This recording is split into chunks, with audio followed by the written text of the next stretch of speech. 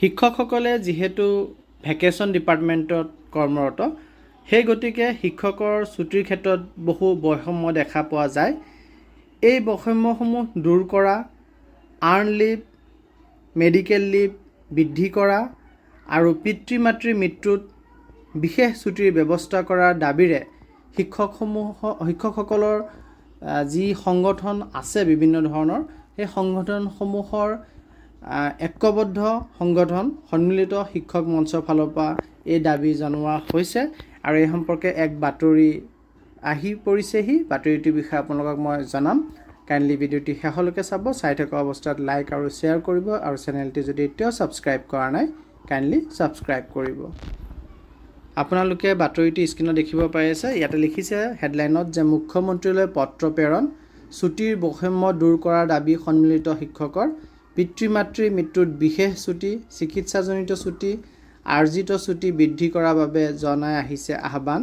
আৰু বিস্তাৰিত খবৰত লিখিছে যে ৰাজ্য চৰকাৰৰ আন কৰ্মচাৰীসকলে ভোগ কৰি অহা ছুটিৰ লগত শিক্ষক সমাজে লাভ কৰা ছুটিৰ বৈষম্য দূৰ কৰিবলৈ দাবী জনাইছে সদৌ অসম সন্মিলিত শিক্ষক মঞ্চই।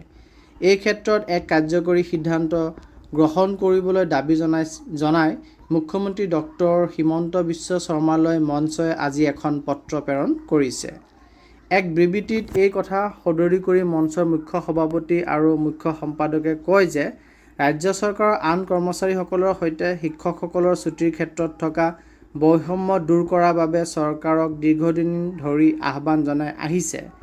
বিগত সময়ছোৱাত বিভাগীয় মন্ত্ৰী, উচ্চপদস্থ বিষয়াৰ সৈতে এই বিষয়টোক লৈ কেইবালানিও আলোচনা অনুষ্ঠিত হৈছে।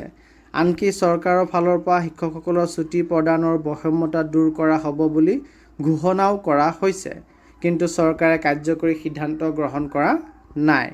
যোৱা ১ জুনত মুখ্যমন্ত্ৰীগৰাকীয়ে শিক্ষামন্ত্ৰী, বিভাগীয় উচ্চপদস্থ বিষয়া, ৰাজ্য চৰকাৰৰ প্ৰশাসনীয় শীৰ্ষ বিষয়া আৰু শিক্ষক সংগঠনৰ প্ৰতিনিধিসকলৰ লগত হোৱা আলোচনাত শিক্ষক সমাজৰ ছুটিৰ ক্ষেত্ৰত থকা বৈষম্য আঁতৰ কৰি পৰৱৰ্তী কেবিনেটত চূড়ান্ত কাৰ্যকৰী সিদ্ধান্ত গ্ৰহণ কৰিব বুলি ঘোষণা কৰা হৈছিল, য'ত পিতৃ মাতৃৰ মৃত্যুত বিশেষ ছুটি, চিকিৎসাজনিত ছুটি, অনুকম্পামূলক ছুটি আৰু আৰ্জিত ছুটি বছৰত 10 দিনৰ পৰা বৃদ্ধি কৰাৰ সিদ্ধান্ত গ্ৰহণ কৰা হৈছিল।